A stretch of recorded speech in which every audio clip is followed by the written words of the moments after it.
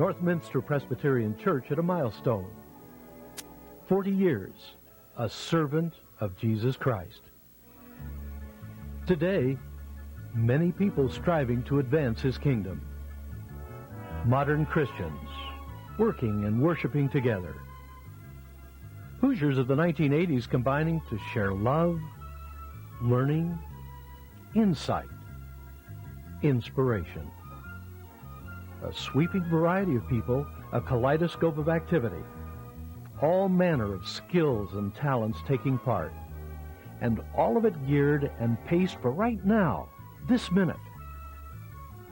Truly, this generation trying in its own unique way to honor an ancient admonition, to live justly, to love mercy, to walk humbly. But 40 years? 4 decades. What was Northminster before this generation? Before the majestic buildings, before so many people and talents and programs, before a ministerial staff of 4. Dedicated men and women and children serving Jesus Christ from the first day. Before many current members were born. Before our lot had been cleared of its weeds and trees. Before there was any minister at all. Northminster was Christians together. I was one of them, just 8 years old when it all began. I lived north of Kessler Boulevard on Primrose Avenue. My friends and I often played games and held club meetings on the Dawson Farm located at Kessler and Ralston. One of my friends was Nancy Hyde.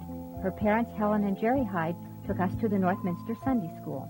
Helen Hyde was the church's first pianist and organist.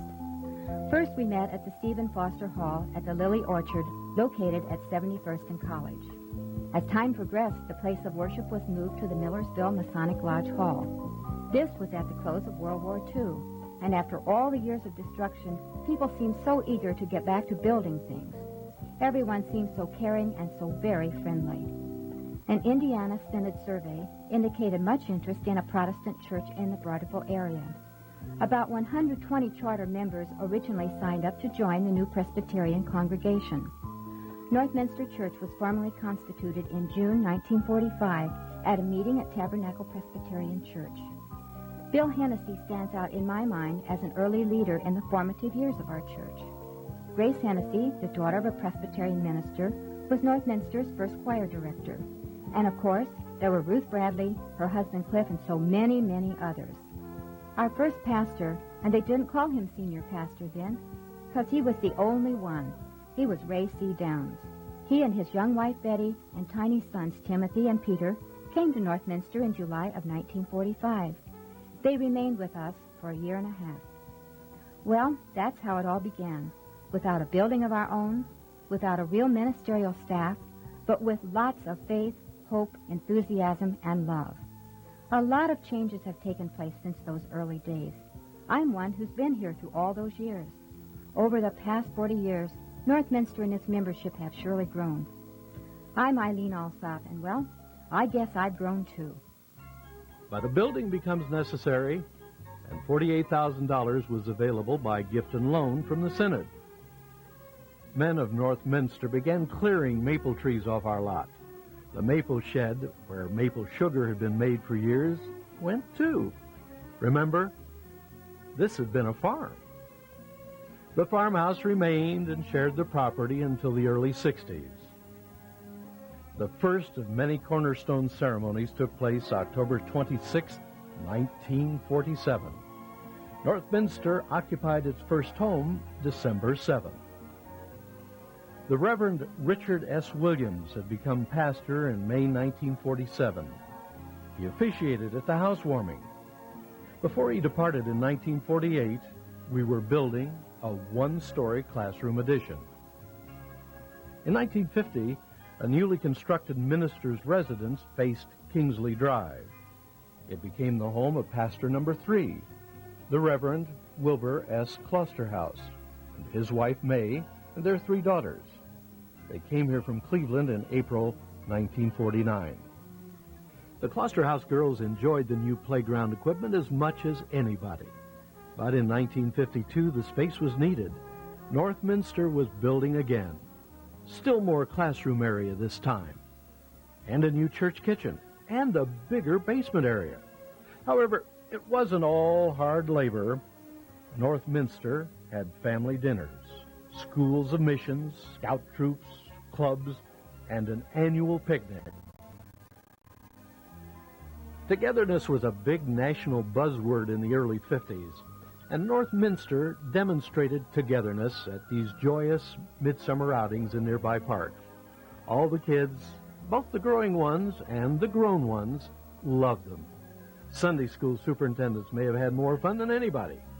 Well, except maybe opera lovers. Well, this was what made congregations grow in the 50s. By the spring of 1955, our seams were bursting again. So, it was back to the drawing board and the fundraising hoopla again. Everyone agreed this would be the big one. Graceful white steeple and all. Groundbreaking took place September 25th, 1955. Wilbur Klosterhouse turned the first spadeful with Assistant Pastor Jim Tozer and Building Committee Chairman Charles McGoy following close behind. Well, it seemed to take forever, what with everybody checking the progress every Sunday, but steeple time finally arrived, and she went up without a hitch. That left only yet another cornerstone ceremony and a few odds and ends. Dedication Day was March 24th, 1957.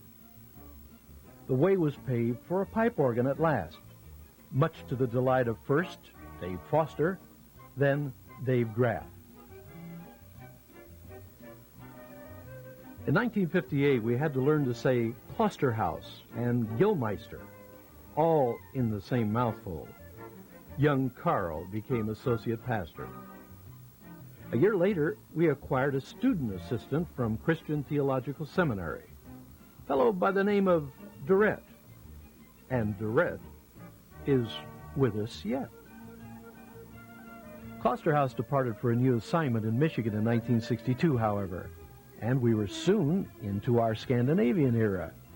Senior pastor number 4 proved to be a McCormick Seminary graduate with a sense of humor ripened by a 10-year hitch in the land of purest corn.